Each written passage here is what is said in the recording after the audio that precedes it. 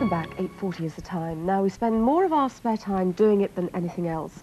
Some of us wouldn't give it up even if we were offered Tell them what it is. This sounds and rude. all of you are doing it right now. That's right, you're watching television.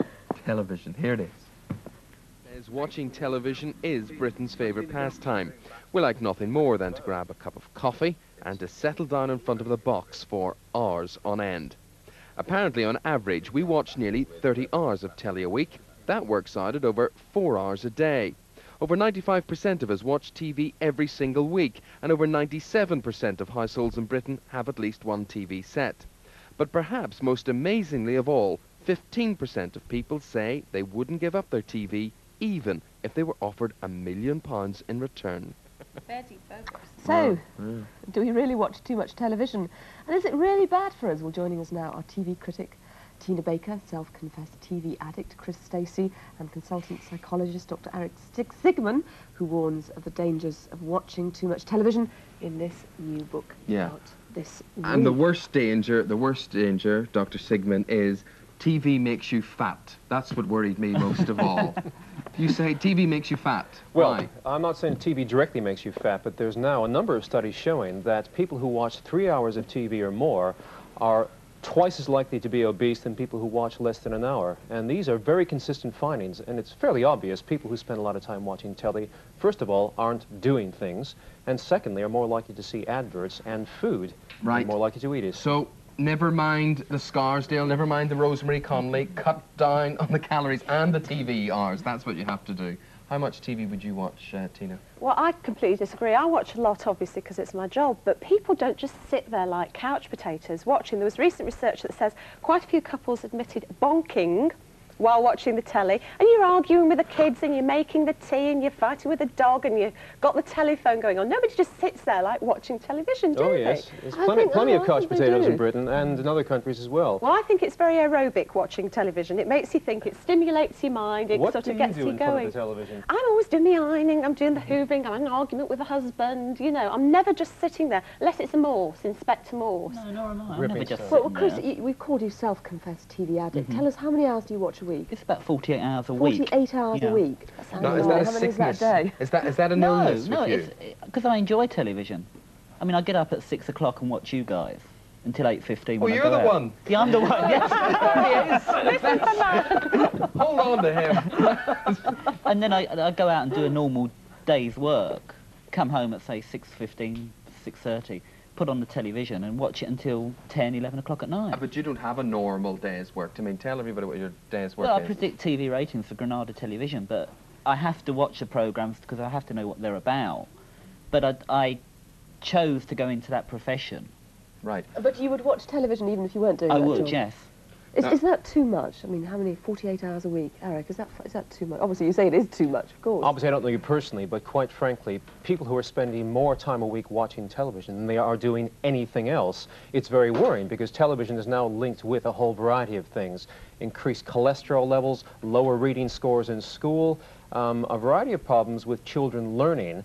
And when you look at the effect on society as a whole in the years to come, you've got to say, well, what kind of influence is it going to have when most people are watching many more hours of television than they are working? With great unemployment now, when you have a bulk of the population sitting down in front of a television all day long in the dark, is this good?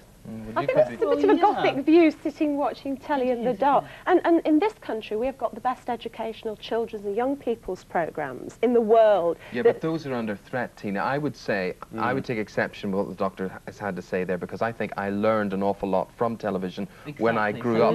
It supplemented a lot of schoolwork for me, and I agree with you up to a point, but look at the way television's going. It is being run by accountants. I'm sorry, but it is. It is. Yes, run by accountants. And is there quality? There is. We've got in this country the ITC, the Independent Television Commission, the watchdog, and they've got very strict rules about what you can show, especially to children. And it's been proved that even cartoons help kids follow a story, and then they'll pretend to be Superman in the games. So, I mean, how often have you seen a child sitting there, you know, goggling at the box, not doing anything? They might do it with computer games or videos, perhaps, you know, those interactive things. But not when there's a good story. They're running about. My children have learned to count at a year old. You know why? Sesame Street? Thunderbirds. 5, Yeah. 4, 3, 2, 1. It's true. That's a very good example of, in fact, old programs being very educational. And Britain does produce marvelous programs. But if you look at the ratings, let's face it, most people don't watch the most educational programs.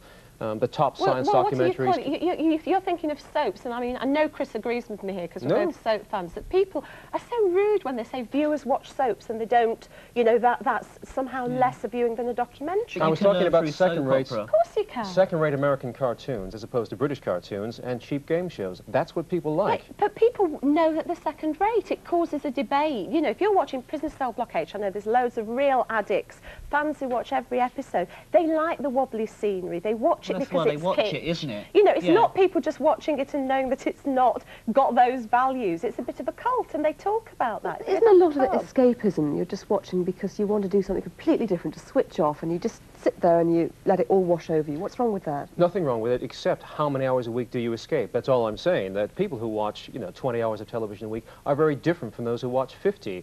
And it's not, I'm not talking about the quality of what you're watching, and of course you're here to deal with the entertainment value of television. I'm talking about people who watch 50 hours a week, who sit in a chair and are not interactive. Well, some of those people are housebound pensioners.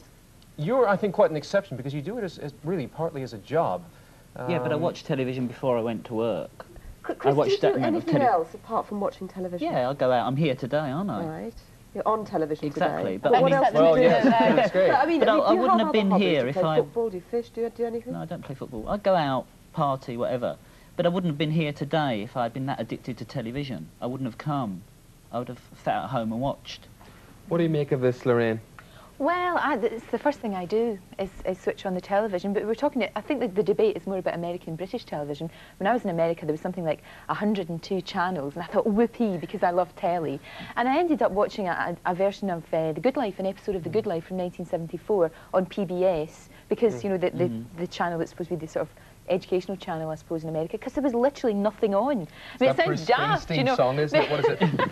38 channels and nothing. But it's true. I mean, you know, I said to Mum, there was nothing on. How can there be nothing on the telly, you know, with 92 channels? But there wasn't anything that was worth watching. And they have the home shopping, so I do agree with you there. The one thing I do agree with you on is, like, if you're sitting there watching the home shopping, and it is aimed at sad people who don't go out very much. But most of us watched, and then we go down the pub or the laundress or whatever, and the supermarket like, well, I think in fairness, I would be particularly concerned as regards children and the amount of television they would watch during the week, because you really should stimulate your child mentally and physically. But they're rationing that now. I mean, in America, they've got, in America again, of course, they've got this gizmo, this equipment that you can actually set, and it regulates how much telly your child watches, and it just switches off when it's we're not going to switch off for you. What are you doing? Certainly I'm not. No, that's definitely worth watching. Chance to win a holiday, and maybe you know who the polka dot robber is. The polka dot Yeah, robber. You shall find out with PC Moss from Surrey Constabulary. He'll be here. Fashion for the fuller figure. Don't you dare make a comment. Don't point that at me. Fashion for the fuller figure. So we'll be doing that as well. That's and lovely. how to adopt part of the British countryside. Any food today? There's no food today. Oh, good. We're on this way. Because we're watching the television. We don't have anything. The figures are too full on Top of the Morning. There's no more food. Anyway, my friend Lorraine will be back with Top of the Morning right after this break. Thank you all very much. Do not switch off, despite what the good doctor says. He's very well intentioned. But we'll be back tomorrow morning. See you then. Bye-bye.